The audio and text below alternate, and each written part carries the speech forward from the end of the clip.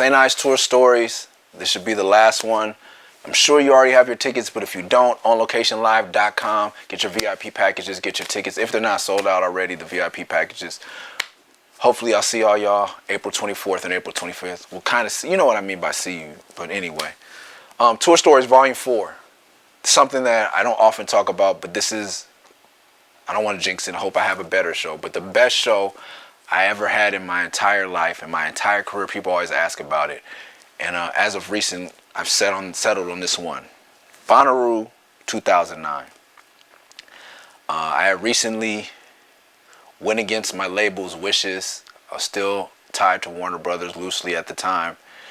And they wanted me to go on tour with another artist. I had gotten an offer to go on tour with Tech N9ne and make more money than I ever did in my life, do more consecutive shows than I ever did in my life, and just to get in touch with the fan base and work with a man and a team that I admire greatly. So I took that over the fancier tour opening for a more popular artist, mainstream artist. And I don't regret it, I don't think.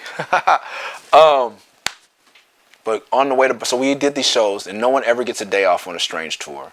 But Travis kindly let me out to do Bonnaroo.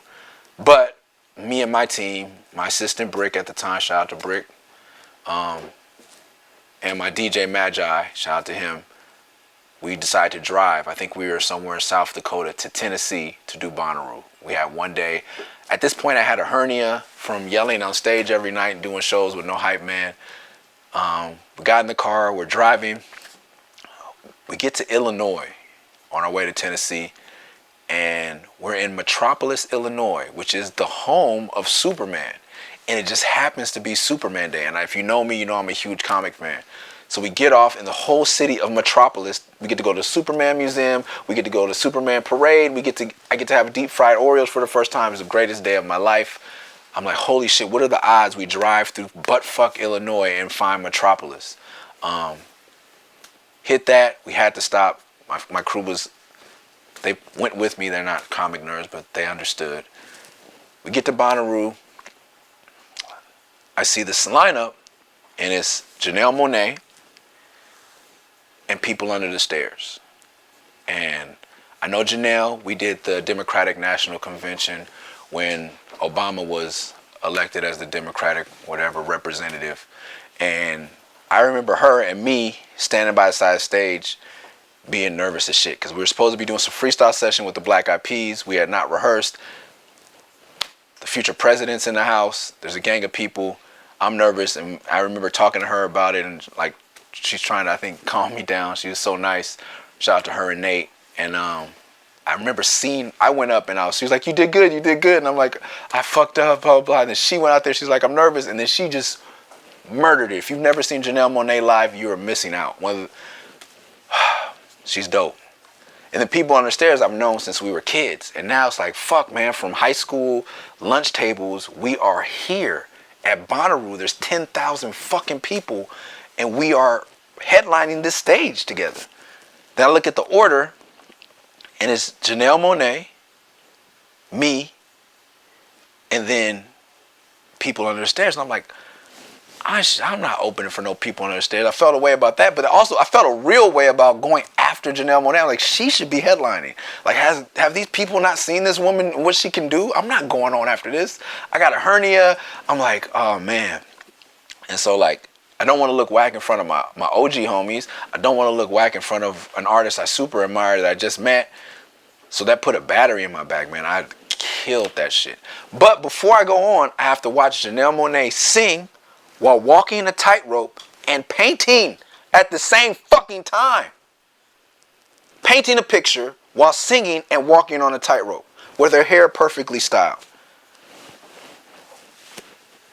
I performed like my ass was on fire. Like I had to. There was no way to, I've been opening for Tech N9ne, and that's a weight because he's one of the greatest live performers. But going after Janelle Monáe in front of 10,000 people was crazy. And then People Under the Stairs went on after her, and they killed. And all the little battery, I got myself amped up. Like, I'm gonna show that. I'm gonna make it hard for them to go on after me. Like, type shit. Like, watch. They should have let me head. Like, I was, ego and like pumping myself up. And then afterwards, man, it just felt so good. It was the first time I ever called my mom. Like, I was like almost in tears. I was like, this was just the greatest moment. And I remember it was after I looked at Double K and Mike, and it was just like, nigga, like, we did, like, we're here. Like, we just rocked. Like, we were kids. And for him to not be here anymore is really difficult, but it elevates that memory. And it's like the little rivalry or whatever I felt in that moment was nothing, because we're homies before all this rap shit. Not before rap, but before like us having careers as rappers. We were kids that loved rap together when no one else loved rap as much as we did. And for us to be able to do what we love in front of so many people and get paid and be all the way across the country doing a festival we never heard of, we never imagined. We're just two kids from West LA. Like, that was the moment. And I called my mom right after I seen Mikey, and then I was like, Mom, I just did the best show I ever did, and fuck this phone.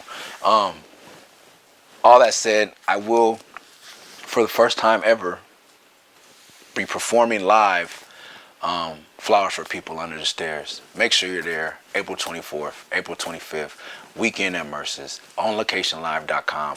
I miss this shit so much. Please come be a part of it. I can't express to you how much fun we're gonna have and how much it's gonna mean to me. Come fuck with us on locationlive.com. VIP tickets and packages available now.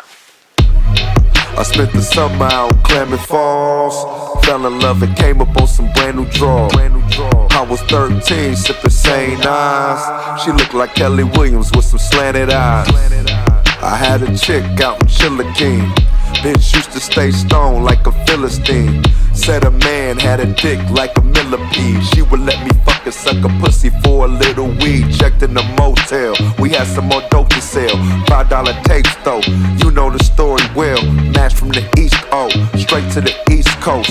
24-hour grind, been on that beast mode. My money was micro, my bitch was a psycho. She would start tripping, bitch, is you on your psycho? If you ain't fucking on a period, then motherfucker, you ain't serious. I was 18, sipping St Ides, taking weed across all them state lines. But I never smoked my own supply. How you getting money if you